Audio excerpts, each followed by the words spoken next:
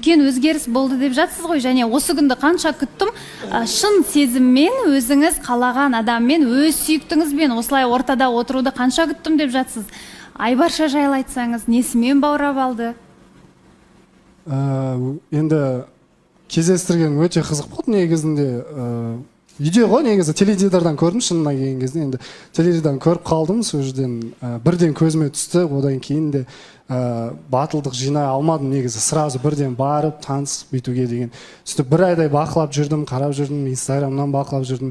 Сөйтіп бұл қызға барып таныстыққа ұсыныс тастап, сөйтіп танысып кеткен болатынбыз. Қандай қыз? Біз енді Айбаршаны білмейміз ғой. Сіз айтып берсеңіз. Мақтасын мені. Ол мақтай бересің. Негізінде жеті қырлы бір сырлы деп негізінде айта аламын ше оны былай.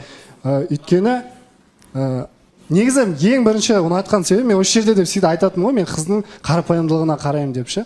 Ең бастысы қарапайымдылығы бар, андай бір высокомерие көрсетпейтін, сондай жағына қарадым да. Сол одан кейін не деймін, өте сұлу қыз, нәзік, сондай сәл жылауықтығы бар, енді ол да бар. Сонысымен баурап алғаны бар. Енді Айбарша, сізде мүмкін Айсұлтанды мақтап қоярсыз. Сіз қандай қылығына ғашық болдыңыз, барлығын енді айтарсыз.